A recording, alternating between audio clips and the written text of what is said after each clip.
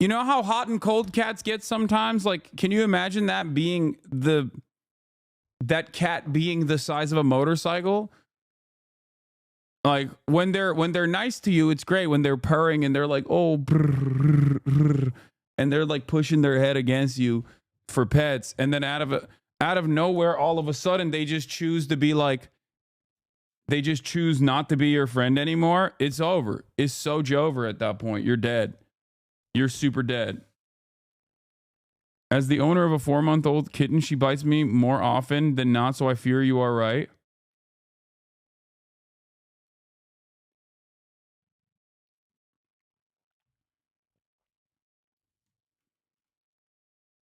Look at this video of Coots attacking Cutie.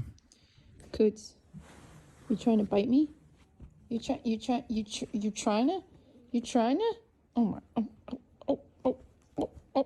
Psh. Psh. Psh. Psh. Like, can you imagine this being the size of, this being the size of a motorcycle? This cat would destroy you. Psh. Psh. Psh. Psh. Psh. All right, you win. You win. You win. You win. You win. You win. You won. You won. You won. You won. Let me out.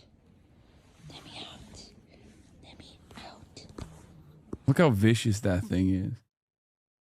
You can use that analogy for any small animal. You're using the same technique that you say Republicans use to describe basic medical procedures.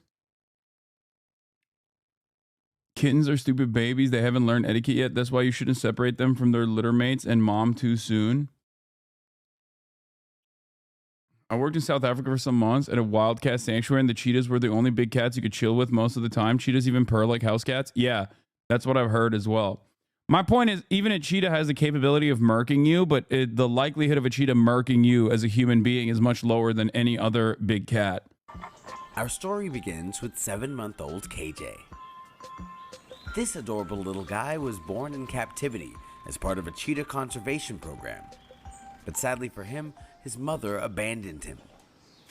And also, apparently, the baby cheetahs look like honey badgers as well. It's like an evolutionary technique to try to make them look more menacing against other natural predators. And they still get murked.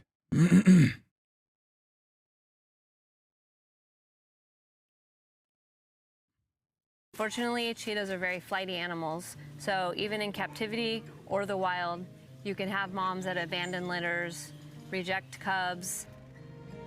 Cheetahs are usually born with siblings who become hunting partners. The concept of ride or die is something cheetahs...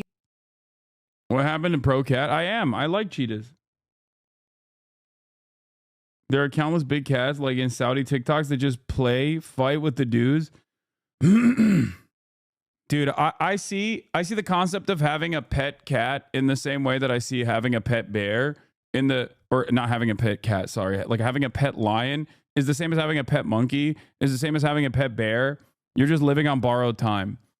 And that's not my assessment of the situation. All jokes aside, it's no different than having a pet wolf, where it is incredibly dangerous. It's bad for the pets. They're not pets. It's bad for them. It's bad for you. It's cruel. It's not smart. And I think Maya would agree with me on that point.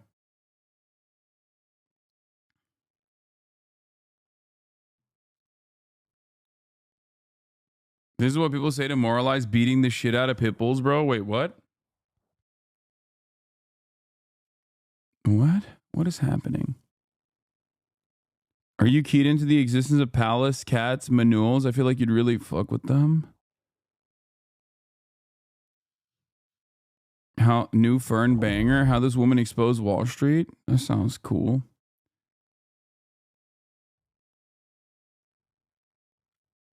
Say the Coots' phase. No, I'm not talking about actual cats, chat. I'm talking about like big cats. I'm not saying that you are living with a predator that could kill you at any moment when I'm talking about regular house cats. Obviously, that's not the case. I was talking about having a lion as a pet or whatever.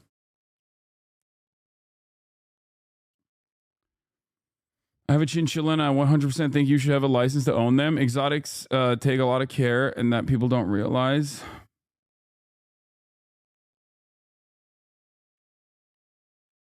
I think maybe cat ownership is kind of like the way.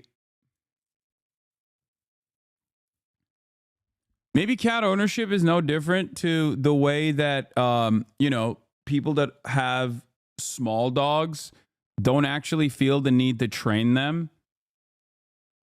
Right? And then because they don't train their dogs, they're usually like really whack. Like they have like they exhibit really bad behavior. And I feel like that's probably the reason why there's like some cats out there that give cats a bad name. I don't know. I don't even know how you can actually. I don't even know how you could. What is this? The Korean War by Indy Nidell. MacArthur planned a new Korea and China Korean War. That's crazy that you just sent me this. Like you're like, yeah, let's watch this. That's an insane video to watch. I was just listening to Blowback too. I was literally just listening to this plan. The actress Melanie Griffith had a pet lion as a child. Unsurprisingly, she got attacked by that lion.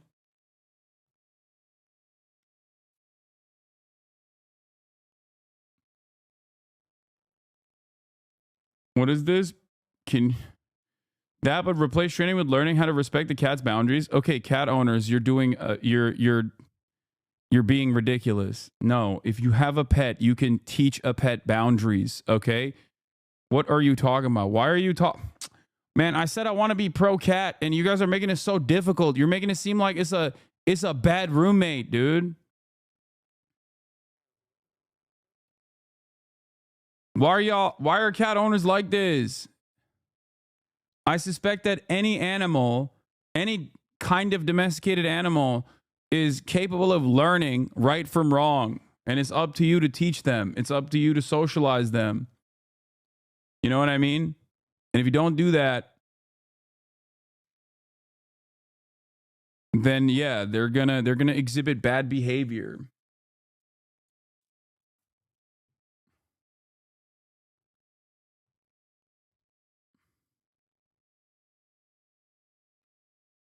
People really be owned by their cats, not the opposite. Yeah.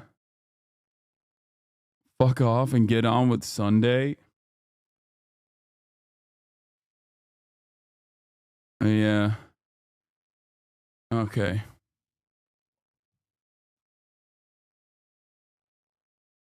This is the same people saying gators are cute and they love their trainers, and it's not true.